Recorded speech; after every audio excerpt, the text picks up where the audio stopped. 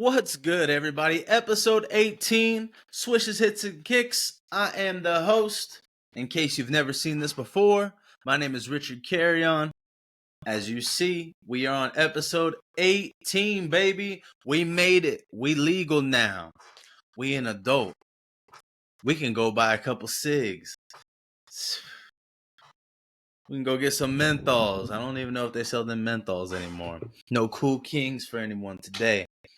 But I felt like I needed to hop on, man. I know I've been putting episodes out a little bit more quicker, right? Or quickly, excuse me. Hell of a teacher's line, right? Messed up. But today's important because tonight is NBA Finals Game 5. We got the Boston Celtics 1-3, the Mavericks who won 1, and I predicted it was going to be over in Game 4, and people were like, oh, "Man, you see that the Mavericks, they really stepped up, They did. They stepped up, and I'm actually glad because, like I told you, I picked the Mavericks to win the whole thing between this series.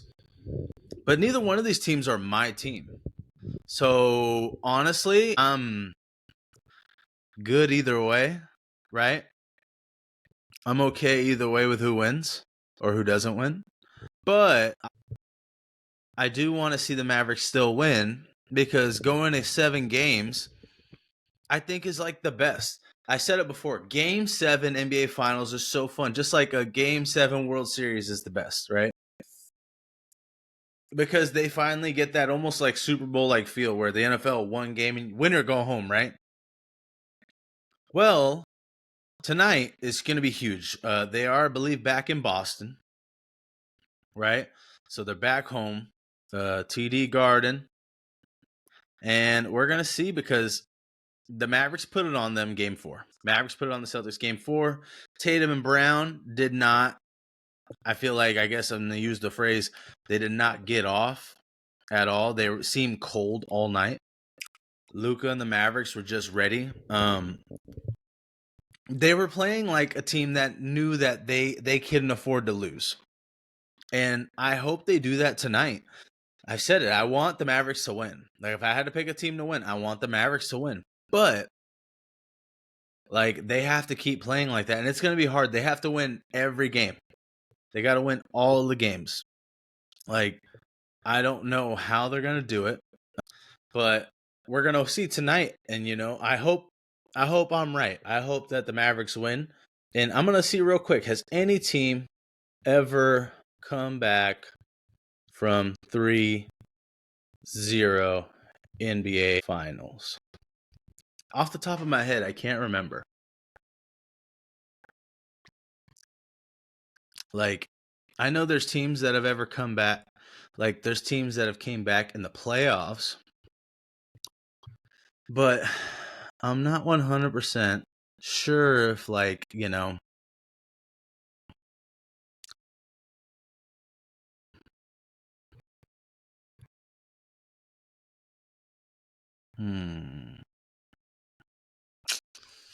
Let's see. Has any team ever come back? Oh, okay. All right. Man. Jeez. The answer is no. No team has ever come back in the NBA Finals from a 3-0 deficit. So the cool thing is that I think everyone should be wanting is that we can see some history here. How cool would that be if we saw some history and the Mavericks came back from a 3-0 and they win it all. Now, are they going to? I mean, if I was to bet money, I'd say no, right? But I hope they do. And if they don't, they don't, right? If they don't, they don't. And that's the thing. I really don't have no horse in the race. I just want to see good games. Now, that was the problem too, is that the Mavericks weren't playing good. The Mavericks weren't playing good whatsoever the first 3 games. Luka's fouling out. Kyrie and Hardaway Jr. is non-existent. So I'm glad that they're finally stepping up, and we're going to see something good hopefully tonight. Let's see. Let's stick to basketball. Let's talk a little bit about Caitlin Clark. we've always talked about Caitlin Clark on this show. I've always been a fan and supporter of what I believe Caitlin Clark is doing for the WNBA. But like over the weekend, they played Angel Reese's team. Angel Reese hit her with a hard foul, and they got turned to a flagrant one. Truth be told, that was just a basketball play. I don't think she was headhunting her on purpose. I think she was playing basketball, but because of Angel Reese's honestly attitude and actions, I think that's why it gets a little bit more venom to it, like a little bit more attention, right? Like she gets more attention because let's be honest, it's competitive. She doesn't like Caitlin Clark. Like she doesn't like her. And behind closed doors, I bet you Caitlin Clark doesn't like her back, right? But they have to figure it out, right? They have to. I don't know. I think it makes for a decent rivalry. You know, they don't play the same position, so like they're never really on each other, really, unless like off a screen or something. I think Angel Reese is jealous. I'll say it. I think she has a little bit of jealousy to Caitlin Clark because Angel Reese is an amazing basketball player too. She's really good. But because she doesn't have the popularity, as much eyeballs, she has eyeballs, by the way. Like on her, she has eyeballs on her. She obviously has eyeballs. Why? The stupidest thing of all time. She has eyeballs. I know. How the hell else is she gonna play basketball WNBA? Anyways, like she's good. She has attention, but she gets more attention because of her attitude towards Caitlin Clark. And her attitude isn't a positive one. If she was out here saying great things about Caitlin Clark, she would be getting nothing. Like First Take wouldn't be talking about her. Let's be honest, I probably wouldn't be talking about her. But because her demeanor towards Caitlin Clark and anything about her is like against her, it's kind of negative, right? There's a negative connotation to everything between her and Caitlin Clark and her speaking about her. And, Caitlin Clark gets special privileges supposedly. But even a buddy of mine recently was like, man, like if only like the women in WNBA and the WNBA and just women's basketball like took to Caitlin Clark more, I feel like they'd be more marketable and have more like sponsors and more eyeballs. And I'm like, yeah, I know. It's a weird concept. Like I'm a school teacher and I understand that. These people run $1 million businesses. I know they understand it. I think they're choosing not to. There's some reporters out there and analysts that are trying to make this a race thing. And I think that's the stupidest thing ever because I feel like sports is the one place where like we shouldn't put race, like race politics and race issues. Because at the end of the day, sports is black and white. There's a winner and there's a loser, and you're either better or you're not. In team sports, your team's either better or it's not. And every time I hear it's because she's white, she's a straight white girl. Like, that's the stupidest line of all time. Because she's a straight white girl. Dude, there's a lot of straight black players in the NBA. Does it matter? Like, there's straight white players. Like, how stupid is that? In baseball, there's a lot of straight Latinos there. Does it matter?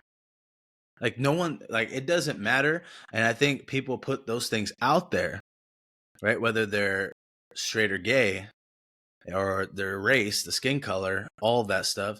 They put that out there because doing that automatically gives it attention. Hell, I'm giving it attention right now. And I'm probably get a little more attention because I'm talking like this about it. But the fact is, at the end of the day, they have to play. And you're either good or you're not. You're either going to win or you're not. At the end of the day, that's all anyone really cares about. I'll say it right now. If Colin Kaepernick played better in the NFL, he'd still be in the NFL. Like that's just a fact. If he was this all-pro Pro Bowler player at the time of kneeling, he'd still be in the NFL. But because he was a backup, honestly, I think they just said that we would rather not deal with it. Whether you like that or not, that's just how it went. But if he was better, if he was as good as Patrick Mahomes kneeled with the flag, would people talk about it? Sure, because he's Patrick Mahomes. He would never be cut because he's that damn good. Jalen Hurts, same thing. Sometimes we make it more about race than we need to. At the end of the day, it's just a game. And we just get to enjoy it or not. If you don't enjoy it, change the channel. Go watch a rerun of Friends. Like, life's too short to be mad about stupid things. It's just a game. At the end of the day, if I'm them, I make her the face of the game because it's going to bring more eyeballs. And if I'm those girls, yeah, make her the face of the game. So then when I dominate her in the game, they're going to be talking about me. But that's just how I look at it. What the hell do I know? Let's talk about Brandon Aiyuk. Brandon Aiyuk, wide receiver for the San Francisco 49ers, who is a beast wide receiver, has been disgruntled and hasn't, he wants a new contract. He wants to get paid. I don't blame him. The Niners are over here handing out checks to everyone, new contracts, which I don't know how the hell they're doing it. They're becoming like the New York Yankees.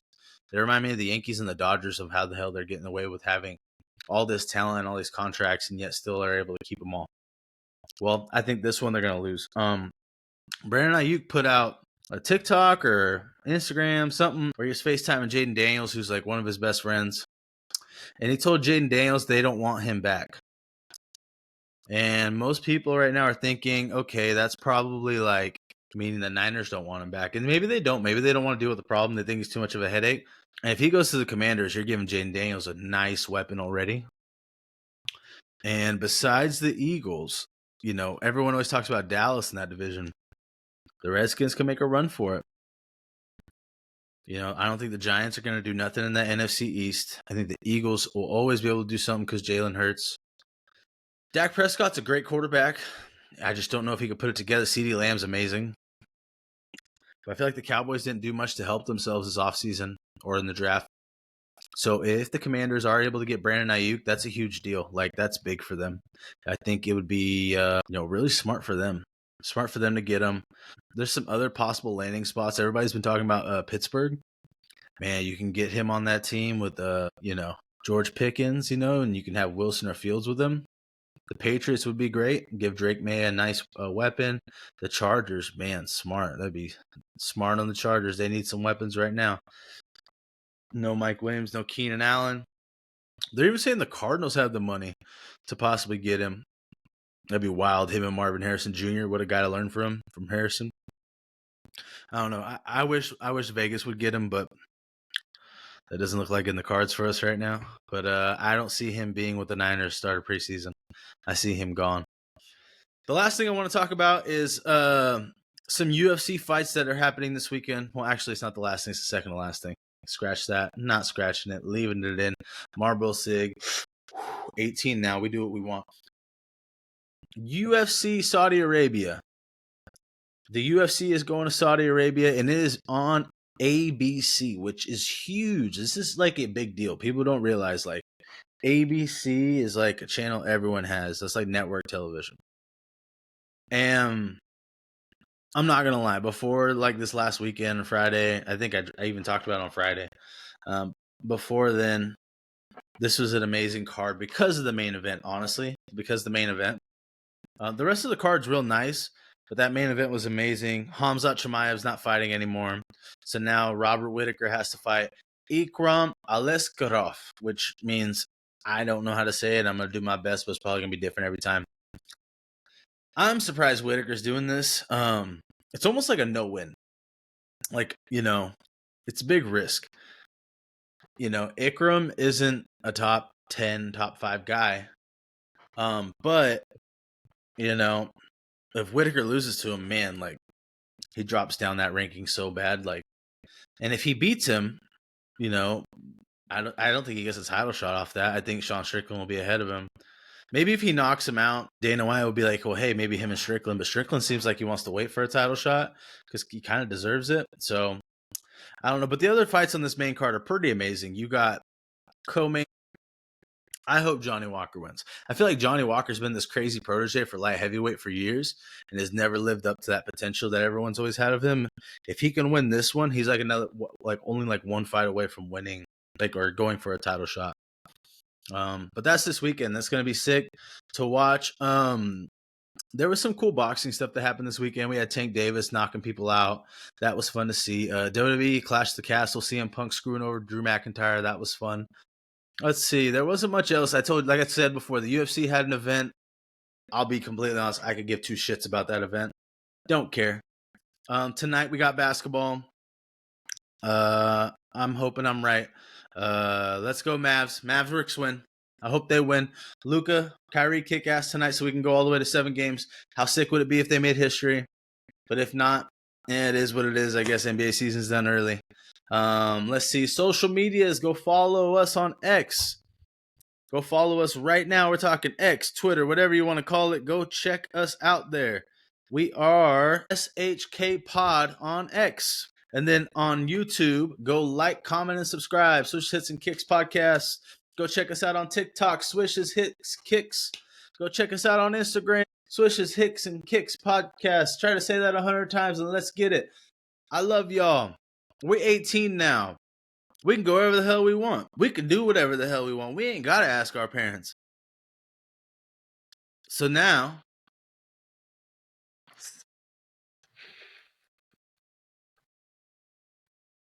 goodbye.